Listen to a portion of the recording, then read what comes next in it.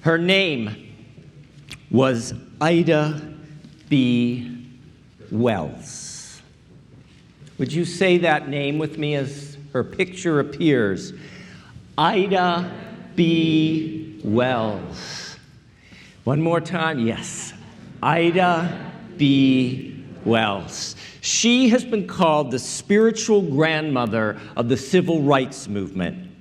She organized one of our nation's first economic boycotts of a major city in protest of its racism. She was our nation's first investigative reporter. She authored the first book in the nation to shine light on the lynching of black people in America. She founded the first black kindergarten in Chicago. She campaigned to integrate the YMCA and the YWCA. She was the first black correspondent for a major white newspaper. She was the first black woman to co-own and publish her own newspaper. She helped found the National Association for Colored Women. She was a founder of the NAACP. She was a leader in the women's suffrage movement and a friend of Unitarian Susan B. Anthony. At President Wilson's inauguration in 1913, she was part of a 5,000-strong women's march for the right to vote.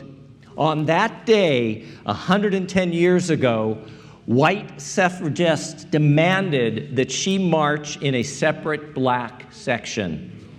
She refused. A year before her death in 1931, she ran for the Illinois State Senate. Ida B. Wells did all of this and so much more. And yet, her name has been mostly whitewashed out of our memory of the black civil rights movement.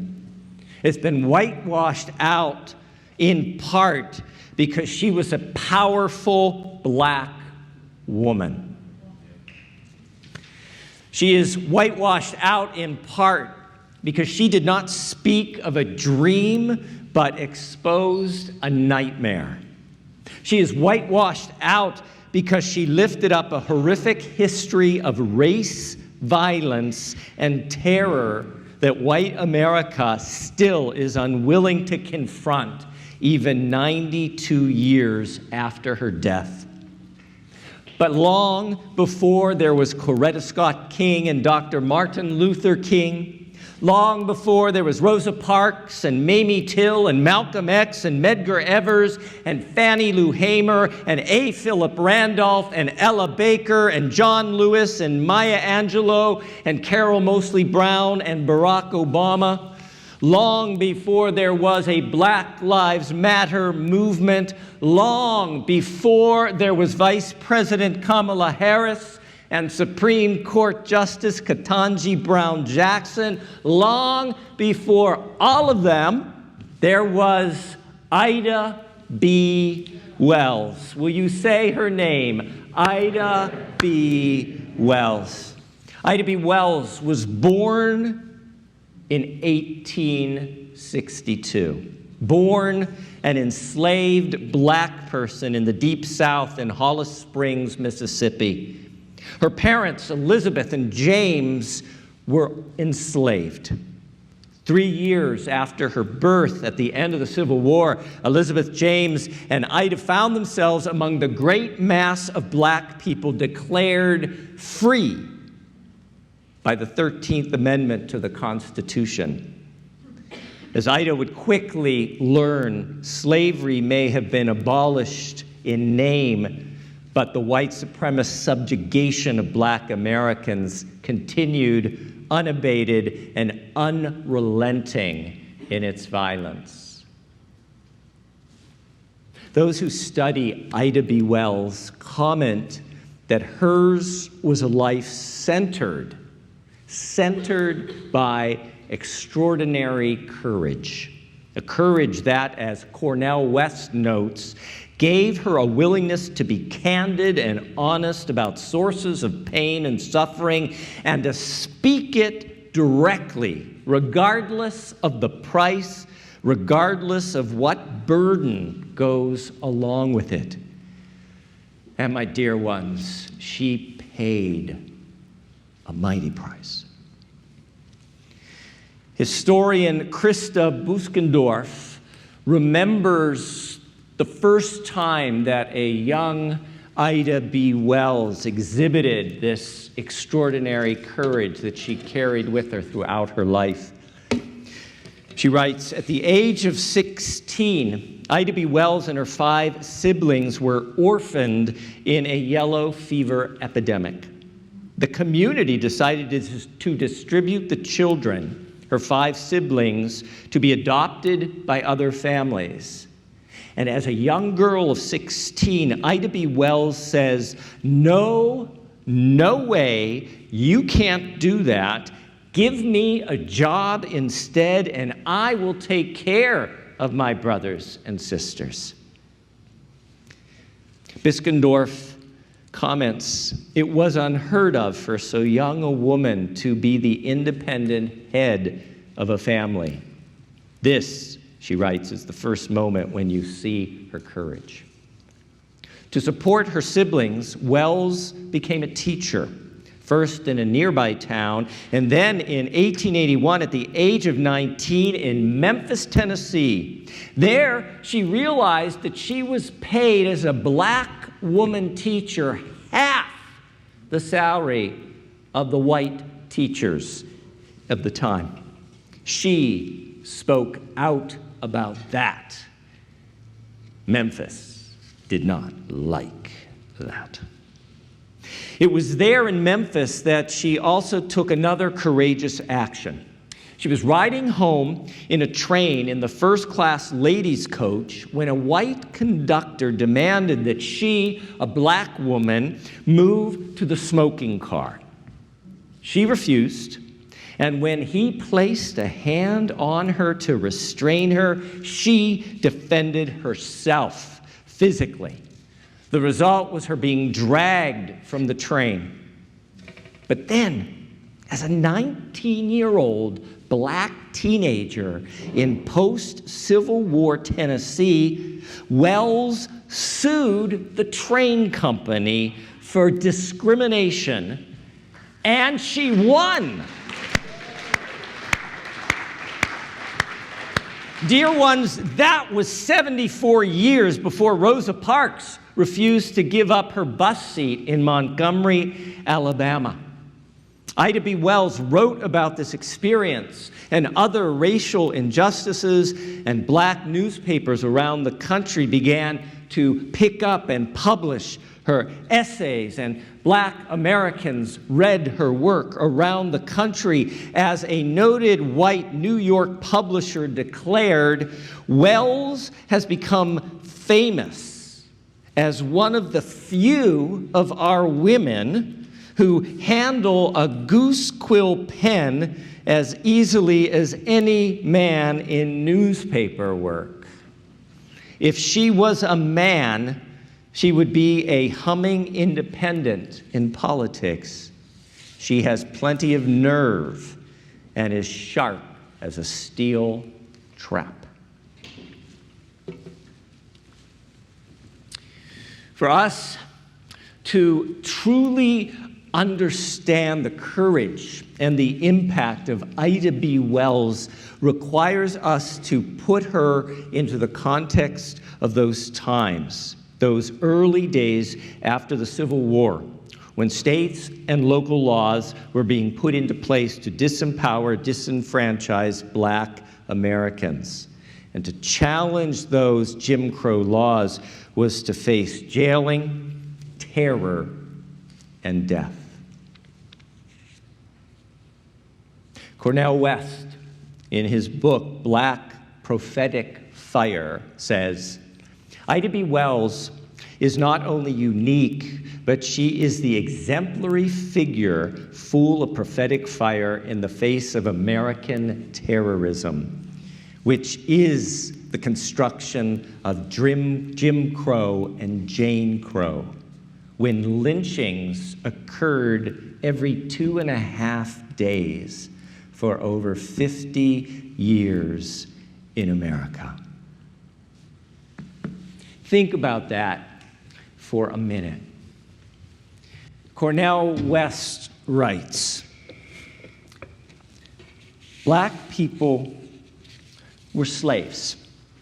Then, because of the 13th Amendment, they were made citizens. Then are remade into subjects who are subjected to an American terrorist order.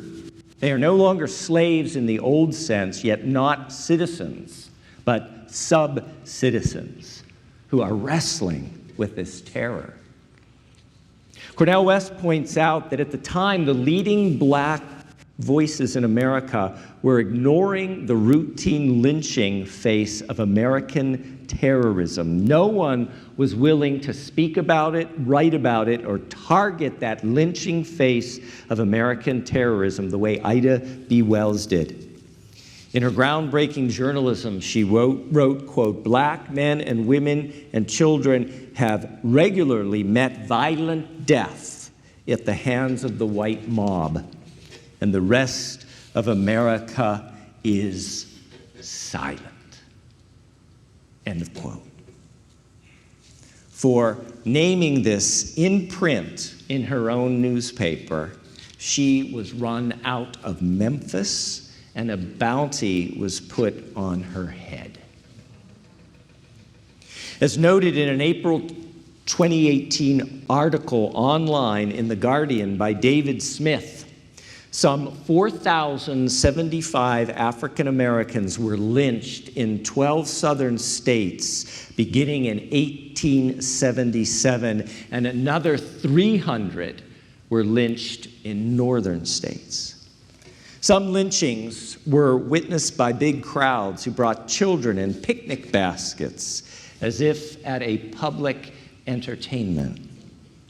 David Smith quotes Ida B. Wells's granddaughter, Michelle Duster, who says,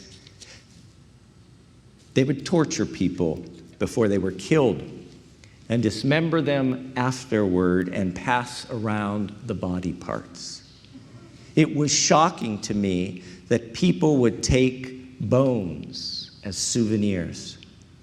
The more I learned about that level of violence, the more I appreciated what it took for my grandmother to do what she did."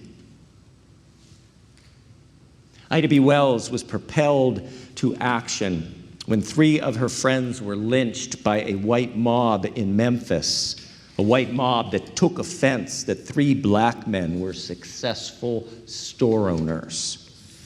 David Smith notes that at the age of 25, Wells denounced the lynching in print, armed herself with a pistol, and spent months traveling alone in the South, researching more than 700 lynchings from the previous decade. David Smith continues, "Wells visited places where people had been hanged, shot, beaten, burned alive, drowned, or mutilated. She examined photos of victims hanging from trees as mobs looked on, pored over local newspaper accounts, took sworn statements from eyewitnesses, and on occasion even hired private investigators. Dear ones, this was the true birth of investigative journalism in America, although no one gives Ida B. Wells that credit." Nicole Hannah-Jones, who writes for the New York Times Magazine, says, "It was astoundingly courageous work in the era of Jim Crow segregation and in which a woman did not have the vote. There was no protection from the law for a black woman, who was going into territories where black people had been stolen from the jail and lynched with the help of law enforcement in those lynchings. She continues, think about the types of emotion in a community that has just lynched someone and strung their body up for public display, and then to have a black woman come in there asking questions. One has to ask, would I have the courage to do that? Wells published her findings in the newspaper New York Age and in her groundbreaking books, Southern Horrors, which was published in 1892, and a Red Record in 1895. According to Nicole Hannah-Jones, the official story of lynchings was just largely accepted, which was that black men were criminals and unknown vigilantes were just meting out justice to black criminals. You can look at the way that newspaper covered these things, and that was just accepted. And Ida B. Wells exposed the reality behind lynchings, which is that they were often used as economic retaliation. They were used to sow fear in black communities so that black people would stay in their place. She also exposed that while law enforcement would often say that these lynchings occur, quote, at the hands of parties unknown, everyone in town knew who committed them, and often law enforcement took part. Cornell West writes, Ida B. Wells teaches us that the black freedom movement has always been an anti-terrorist movement.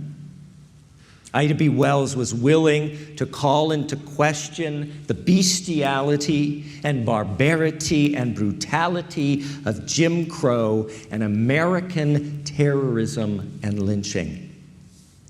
Cornell West continues, it is important that we use the language of American terrorism, because terrorism has been integral to the emergence and the sustenance of American democratic experiment, beginning with the indigenous peoples and slavery. But after the Civil War, we get a new form of terrorism, crimes against humanity that sits at the center of American life. And Ida B. Wells forces us to come to terms with that. In doing so, says Cornell West, Wells provided a higher moral ground and a higher spiritual ground for black Americans to stand upon.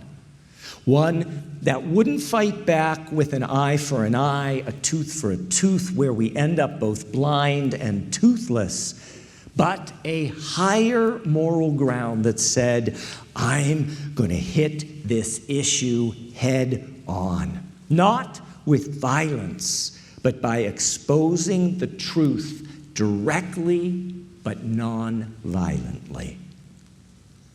Wells famously said, the way to right wrongs is to shine the light of truth upon them.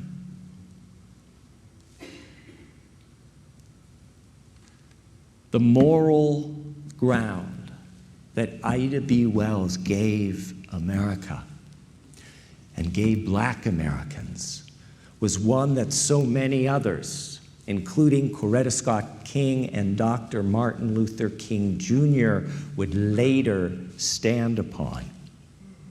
This moral ground is what our current Black Lives Matter movement stands upon, as it shines the light of truth on the ongoing lynching of black Americans by police officers, most of whom are not held accountable for their crimes.